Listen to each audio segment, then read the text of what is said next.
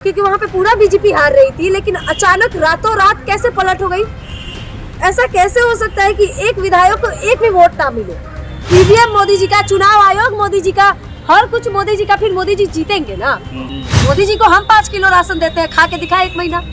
EVM में गड़बड़ी हुई है, क्योंकि हो ही नहीं सकता कि मैं खड़ा हुआ मेरे परिवार का वोट मुझे ना मिले। और जब तक ईवीएम है, यकीन मानिए बीजेपी सरकार है, मोदी सरकार। क्योंकि जिस जगह पे पानी नहीं है, खाना नहीं है, जिस लोगों को अभी तक घर नहीं है, मकान नहीं है, मतलब आपको मेरे वीडियोस देखने को मिल जाएंगे, कहीं कहीं डाला हुआ है, जैसे कि 1 घंटा पे भी होगा, लेकिन एक एक चीज जो है वहाँ पे लोगों से एकदम उल्टा हो गया। वहाँ पे जिसके पानी नहीं है वो क्यों भी मोदी सरकार को वोट देगा, आप बताइए। क्योंकि जीने का आधार पानी माना जाता है। हम वहाँ पे देखें कि 1 दिन पानी भर के 10 दिन घर चलाया जाता है। ये एमपी की बात बता रहे हैं हम आपको। वहाँ पे ईवीएम है, ये बात सच्चाई है, क्योंकि वहाँ पे पूरा बीजेपी हार रही थी, लेकिन अचानक रातों रात कैसे पलट हो गई। ऐसा कैसे हो सकता है कि एक विधायक को एक भी वोट ना मिले।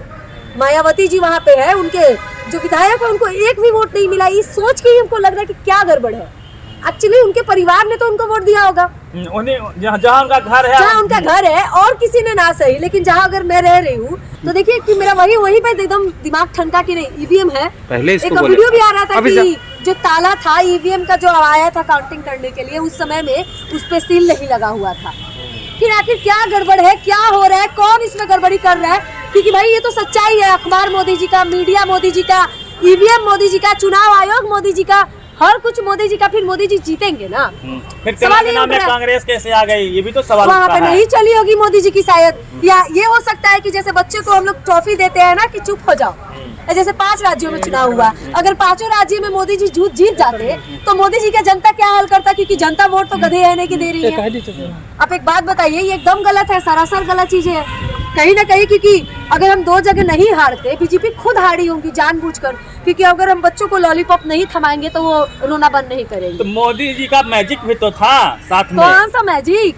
हम वहाँ गए थे, छतरपुर में योजना दे रहे थे। ऐसा कुछ नहीं था, लोग लाडली बहना योजना से खुश नहीं था, क्योंकि वहाँ के लोगों ने, वहाँ की महिलाओं ने खुद बताया था कि ये लाडली बहना योजना चुनाव के 6 महीने पहले मुझे पैसे मिल रहे हैं, उससे पहले मुझे पैसे नहीं मिले थे। वहाँ की महिला कह रही थी कि इस बार मोदी हमें नहीं चाहिए। एक ही गांव में मैं जाके खबर की हूँ, वहाँ पे देखा है कि मोदी जी मुझे नहीं चाहिए। औरतों का कहना है, जवानों का कहना है कि वहाँ पे हॉस्पिटल नहीं है, इलाज कराने के लिए जगह नहीं है। महाराज आप कह रहे हैं कि वहाँ रास्ते नहीं है चलने के लिए। जातिवाद तो घनघोर है। जातिवाद वहाँ पे हम लोग को जितना नहीं है। कहिएगा कि बिहार के मुकाबले एमपी में जातिवादी कम है, ये हम वहाँ से देख के आए हैं। और कहीं ना कहीं वहाँ पे जो कहा जाता है कि ये है वो है, ऐसा कुछ नहीं है। ना तो वहाँ रास्ते हैं, ना तो हॉस्पिटल। अगर किसी का एक्सीडेंट हो जाए, अगर आधे घंटे तक आप लोग उसको हॉस्पिटल ना पहुँचा पाओ तो वो इंसान मर जाएगा। ऐसी स्थिति। लोग बता रहे हैं कि मोदी जी का 5 केजी राशन कम आ गया। काम आ गया। मोदी जी को हम 5 किलो राशन देते हैं, खा के दिखाए 1 महीना। आपको भी देते हैं 5 किलो राशन, आप 1 महीना खा के दिखाइए। संभव है? राशन पे वोट नहीं मिला है। राशन पे बिल्कुल वोट नहीं मिला है। ईवीएम में गड़बड़ी हुई है, क्योंकि हो ही नहीं सकता कि मैं खड़ा हुआ मेरे परिवार का वोट मुझे ना मिले। ये संभव नहीं है। उस विधायक की बीवी, उस बच्चे उसको वोट ना दिए हो, पॉसिबल ही नहीं है। ईवीएम भी तो कांग्रेस नहीं तो लाया था, तो ईवीएम का विरोध भी तो मोदी जी किए थे। अब समझ लिए कि चुनाव आयोग मेरा हो गया तो अब ईवीएम मेरा हो गया। अब विरोध करके देखिए ना, मोदी जी नहीं हटाने देंगे ईवीएम। अब कीजिए जाके विरोध। अब कांग्रेस विरोध कर देगी ना कि ईवीएम हटा दो, तो मोदी कहेगी हम नहीं हटाएंगे। वही बीजेपी तलवे चाटना शुरू कर देगी आपकी। वहाँ योगी जी बता रहे थे कि आप सबको राम मंदिर घुमाने ले चलेंगे, ये भी तो मैजिक काम किया होगा। राम मंदिर का मुद्दा। वो लोग बेवकूफ है जो राम मंदिर के नाम पे किसी को वोट दे रहे हैं, क्योंकि हमारे लिए प्रथम प्रायोरिटी जो होती है वोट लेने की या देने की, तो वो चीज होती है या तो रोजगार होगी, या तो एजुकेशन होगी, या तो गरीबी होगी। लेकिन ये तीनों मुद्दा बीजेपी के पास नहीं है। उनके पास मुद्दे हैं हिंदू मुसलमान, इंडिया पाकिस्तान, मंदिर मस्जिद। इसके अलावा उनके पास कोई मुद्दा नहीं है, उनके पास कोई भी टारगेट नहीं है चुनाव जीतने। और जब तक ईवीएम है, यकीन मानिए बीजेपी सरकार है, मोदी सरकार है, क्योंकि लास्ट टाइम में जीत जाएगी। रात 2 जगह आप बोले कि 2 जगह कैसे जीत गई, तो अभी बात भूल रहे हैं शायद कि अगर हम 4-5 बच्चे हो तो किसी को बड़ा चॉकलेट, किसी को छोटा चॉकलेट दे के हम भुला देते हैं। तो वही हाल मोदी जी ने किया है। 2 राज्यों में खुद जानबूझ के हारी है ताकि जनता का शक उनके ऊपर ना जाए, और ईवीएम से लोगों का नजर हटा रहे हैं, लेकिन जनता बेवकूफ नहीं है, अब हमारी नजर ईवीएम पे है। इंडिया गठबंधन का टूटने का क्या असर रहा, क्योंकि जिस प्रकार से कमलनाथ जी ने कहा कि कौन अखिलेश वखिलेश, हम अखिलेश को नहीं जानते हैं, कहीं ना कहीं यही वजह रही, क्योंकि जो इंडिया गठबंधन है वो अपने आप में कमजोर है। अगर उनको मजबूत होना है तो उनके जो पार्टी के अंदर जो दलाल बैठे हैं उनको पकड़ना पड़ेगा, क्योंकि ये सच्चाई है कि जो इंडिया गठबंधन है उसमें अपने ही लोग उस गठबंधन को कमजोर कर रहे हैं। और ये शायद पार्टी के जो मुखिया होते हैं या बड़े बड़े नेता होते हैं, नाम नहीं लेना चाहेंगे, कांग्रेस कर रहा है, अखिलेश कर रहे हैं, नहीं देखिए ये गठबंधन है, और गठबंधन के अंदर एक के आप नाम नहीं ले सकते कि एक पार्टी को कमजोर कौन कर रहा है, कोई भी कमजोर कर सकता है। कांग्रेस के अंदर भी कमजोर करने वाले होंगे, या राजद के अंदर भी कमजोर करने वाले होंगे,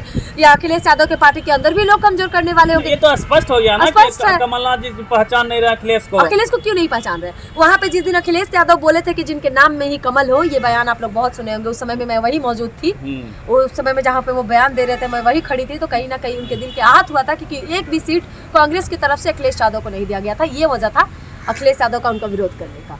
तो अब क्यों कमलनाथ जी नहीं दिए, ये बात तो अब कमलनाथ जी ज्यादा बेहतर समझा सकते हैं, या कांग्रेस कमेटी से पूछा। बाबा बागेश्वर से मिलने गए थे कमलनाथ जी, बुलाए थे, मिलने नहीं गए थे, बुलाए थे। अच्छा, उनको बुला ही लिया था। अच्छा, उन्हीं के मंदिर में हम उनका जाके पूछे ना, तो वहाँ अपने ही लोग उनको गिरिया रहे अच्छे से भरपेट।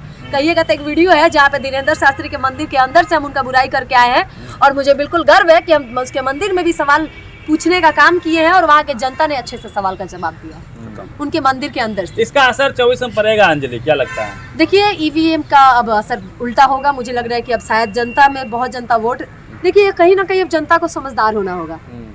मैं अगर वोट देती हूँ आरजेडी को, चला जाता है बीजेपी को, मैं अगर वोट देती हूँ कांग्रेस को, चला जाता है बीजेपी को, मैं अगर वोट देती हूँ सपा को, चला जाता है बीजेपी को। आखिर खेल क्या है, समझ ही नहीं आ रहा है कि गेम क्या हो रहा है, आखिर ये गेम खेल कौन रहा है हमारे साथ। क्या करना चाहिए ईवीएम को लेके जनता हो या फिर कांग्रेस को? देखिए चाहे वो मोदी हो या कोई भी हो, किसी को भी चुनाव के नतीजों के साथ गेम नहीं खेलना चाहिए, कोई भी सरकार क्यों ना हो। लोगों की सच्चाई वोट कम से कम लोगों को दिखाना चाहिए, जो कि सफल नहीं हो रहा है। और कहीं ना कहीं लोगों के वोट के साथ भी अब खिलवाड़ हो रहा है। वो लोगों के सिर्फ वोट नहीं होते हैं, वो लोगों के 5 साल के नतीजे होते हैं, वो लोगों के 5 साल के भावनाएं होते हैं, और 5 साल में अपने नेता के प्रति जो विश्वास होता है वो चीज होते हैं। अब उसके साथ भी लोग खेल रहे हैं, बताइए इस चीज को कौन दूर कर सकता है भला?